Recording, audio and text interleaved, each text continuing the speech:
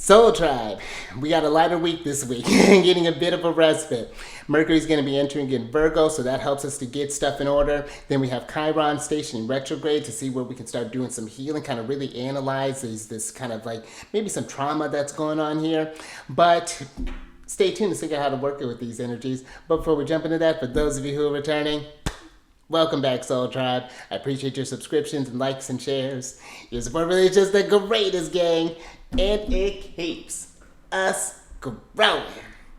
And for those of you who are new, welcome to my channel, Alchemist. Justin here, and I'm happy that your divine self has brought you here. We're in for an amazing journey. Now, one of the things that I do on this channel is that I talk about the weekly transits that are going on in the sky. You know, those planets are just always a chit-chat and always got something very interesting to say. So the week that I'm going to be covering is the week of July 25th through the 31st. And let's get into this thing, because we got a pretty exciting day. I'm really looking forward to this. Now, on Jupiter Day, that's Thursday, day of expansion, the 25th, Mercury at about 3:42 p.m., and that'll be Pacific time, is going to be entering into Virgo.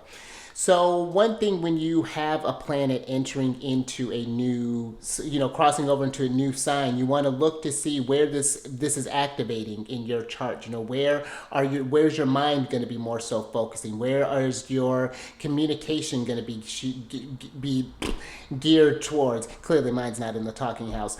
And mine's actually going through the second house. So that actually deals with like my self-worth, my resources, money, just all those fun things that happen. And I'll actually give you kind of an example of what this could potentially look like. But when you have Mercury that's entering into Virgo, not only is Mercury domicile in Virgo, which means that it's at home in Virgo, but it's exalted in Virgo, which means it's the most celebrated in this sign. So Mercury really thrives here. And this is because when you think about Mercury in Gemini, where Mercury is very quick in Gemini, can absorb a massive amount of information in a short amount of time and just really kind of takes in everything, wants to talk with everyone. It's a lot sometimes. And now that Mercury's in Virgo, this is mutable earth. So now we're taking that air and we're grounding it. And it's like, okay, what can I do with this? Now I can piece all of this stuff together and do something new with this. The interesting thing about Virgo is when you go from Leo into Virgo, Leo is discovering that expression of your innate skills that you have. Leo gets tied into creativity, but it's that natural intelligence. The thing that you don't need any sort of, lessons help, of course, learning from people, but it's just like, you'll have like the natural singer, someone who's just a natural at math, or the natural athlete, just has that gift that you come blessed with. And then Virgo takes that gift and puts it into practical application, turns it to where it could be of service to help others. So what I like about this energy is that with everything that can be going on, this may have been, a lot of energy has been moving around right now. And I feel like it's a time to kind of get centered and figure out where you're wanting that to go, which I feel ties in perfectly because later at 7:32 p.m., the lovely sun, the mighty sun, who's also domicile in Leo, is sextiling Mars at 3 degrees and 36 minutes, the sun in Leo, Mars in Gemini. And keep in mind, with Mars being in Gemini, he's under the lordship of Mercury. So you have these two heavy hitters control, like you have one that's tied in with the energy, so it's like you're thinking, where do I want to put this stuff? Where do I want to organize this stuff? And you can learn and think really fast with this Mars in Gemini. This can be really great, for example, for just self-improvement. If you want to sign up, I would recommend any sort of like coaching at this time, any sort of courses, any sort of learn a language, start getting a mentor, whatever this can look like. Really great focus energy. The sextiles happen when the planets are 60 degrees apart. So you'll have like feminine energies that are lining together, like Aries and Gemini, for example, or masculine, like Aries or Gemini, or feminine energies like Cancer and Taurus. They have this harmonious opportunity. There's this easy flow that goes on with here. And so this could be where again, you could talk with someone who could introduce you to someone here who's like, you present this problem and it's like, well, I can't help you, but I know someone who can. Or you could be that someone who can be the reference for someone, or maybe you start a course. That could be a great way to work with this energy. Putting the sun in Leo, taking your natural talents and putting that stuff out there. Fantastic. An example of how I'm kind of working with this. The sun, where this aspect is happening for me, the sun is in my first house, Mars is in my 11th house. So I'm putting more work towards putting myself out there. It's been a bit of a challenge. I've noticed where I've been kind of slacking on that. So I'm trying to do more, posting more, finding the platforms that I'm more comfortable on. I'm actually going to be, a little spoiler alert, I'm going to be doing a live here in a couple of weeks. I actually have a transit coming up where Jupiter is going to be sextiling my natal Jupiter. So I figure Jupiter's in the first house. Jupiter's in my 11th house right now. So I'm like, why not put myself out there in a big way? This is how you can work with the energies and how this. So that's how I'm working with that. So again, look at where you have 3 degrees of Gemini and Leo, and this may be working with you more personally. This is actually forming it's waning now. Well, Mercury actually be squaring my moon, and this is actually a really busy one for me. Mercury will be squaring my moon, and actually the sun will be leaving out of a sextile with the moon, and Mars will be leaving out of a conjunction with my moon. And I'll tell you what, that Mars moon, that was something else. Mercury was conjunct my Mars at the same time. I had a lot of energy that was going on there. That's why I've been doing a lot of studying here lately. It's been really cool.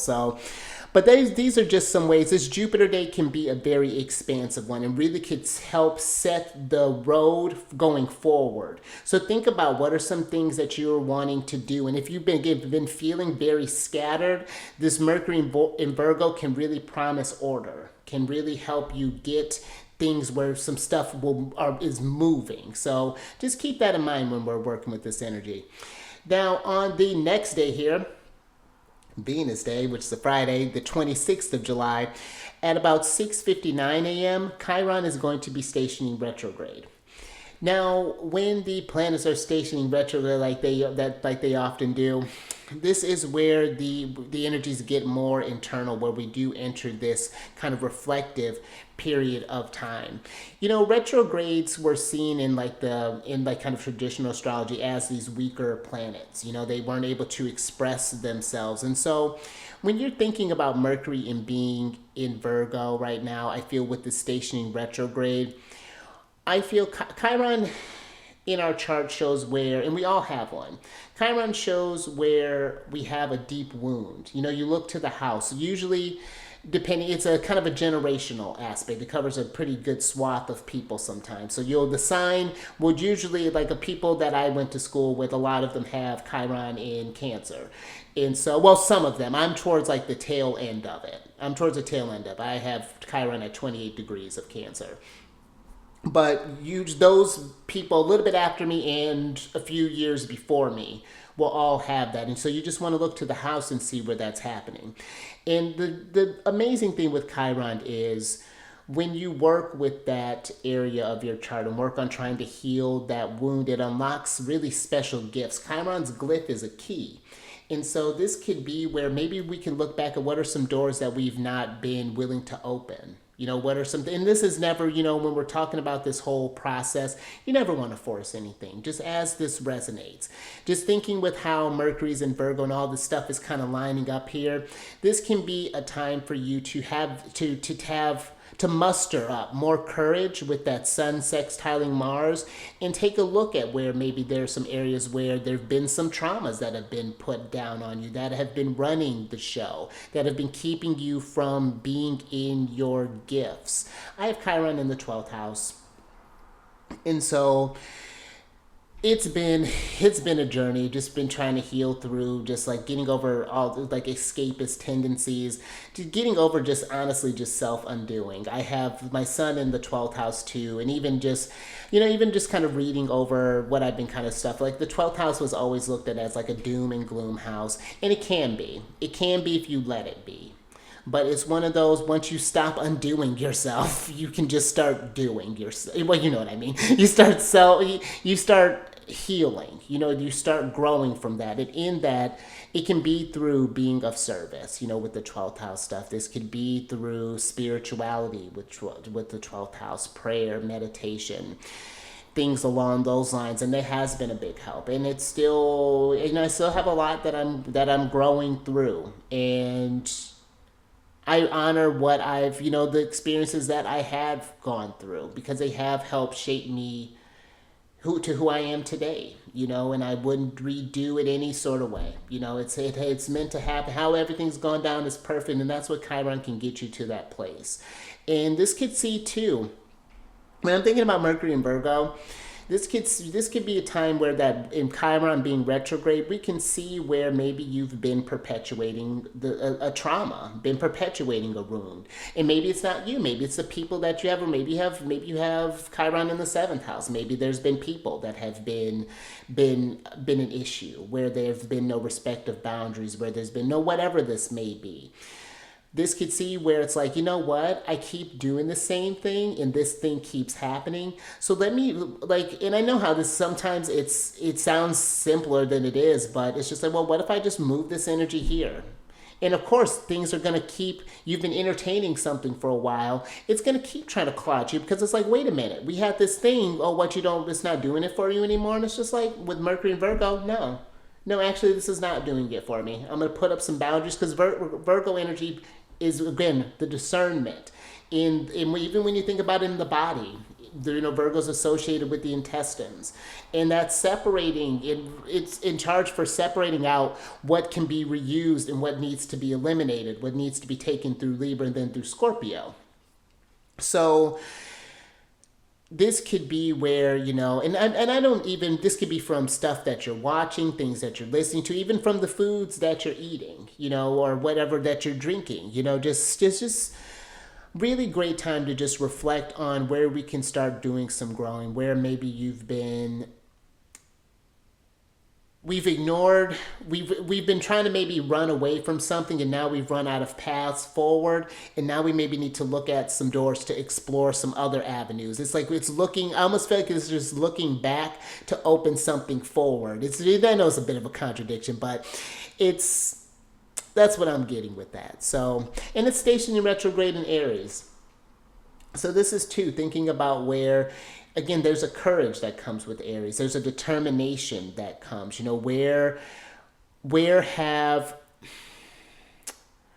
almost feel like it's like, where have you denied yourself, or like the confidence, where have you told yourself, like, I'm not able to do this, or that I'm not able to face this, what took away that sense of power, and what can you do to get reclaim that sense of power? Again, the sun is strong, Mercury is strong, a lot of support here.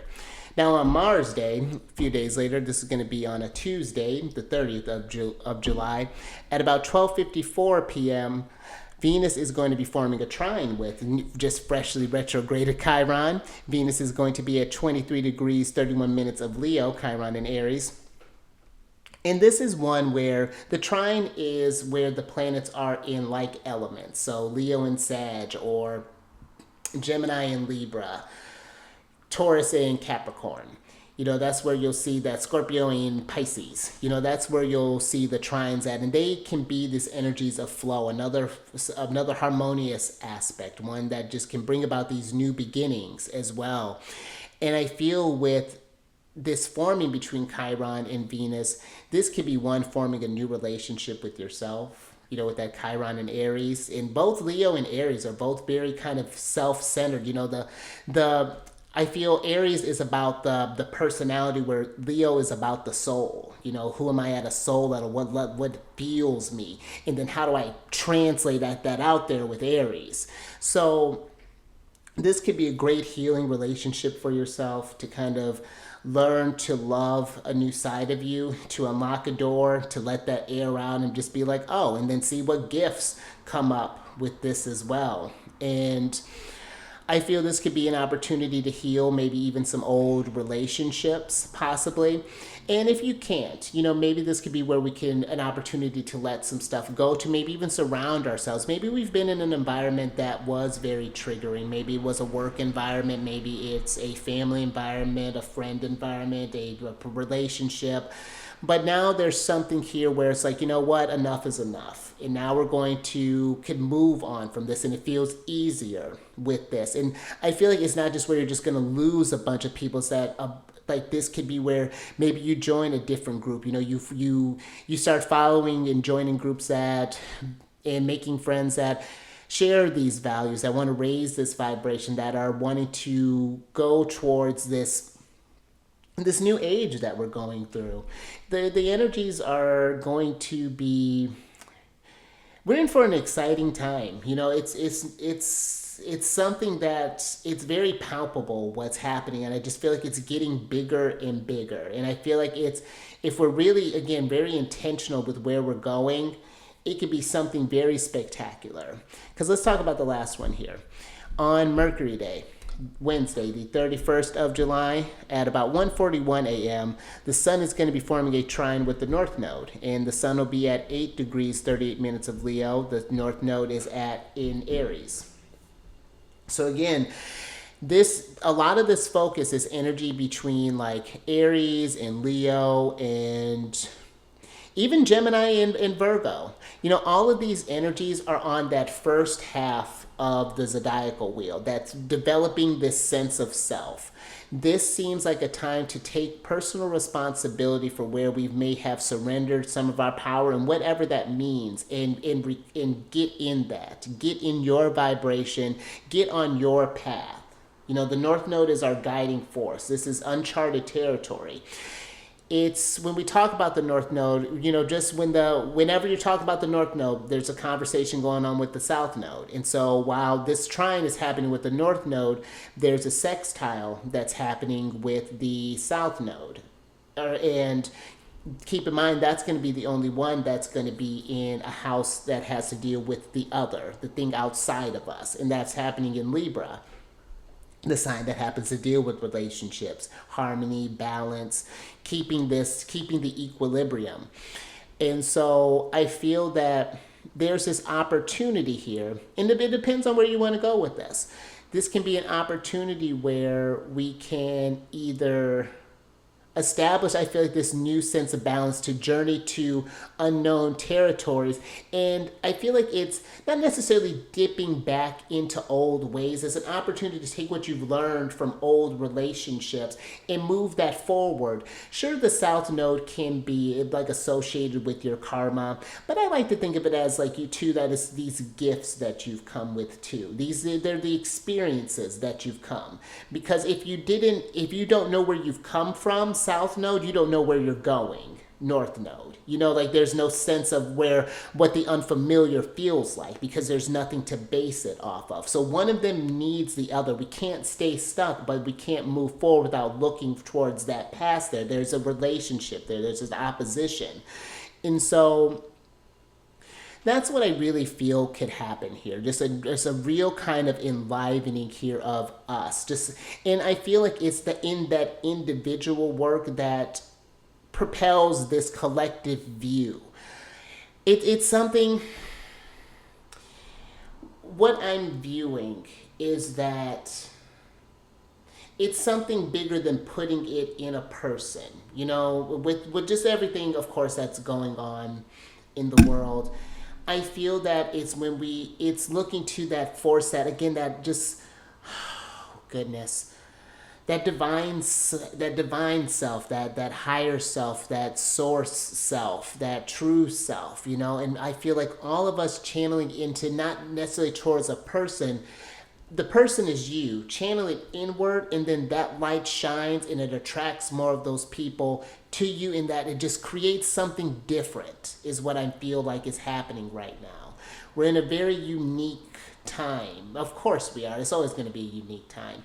And I just think it's one where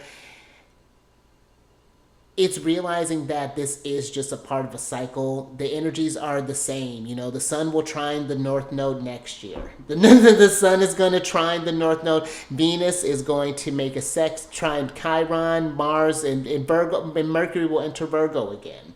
But it's just like being mindful of these cycles now and paying attention to the trends and not, you know, instead of perpetuating the trauma, the Chiron stuff, you know, we can start perpetuating the light, you know, perpetuate the elevation, you know, whatever this, going towards the north node, taking what we've learned from the south node, because that stuff was valid. But now it served as a springboard to something new. So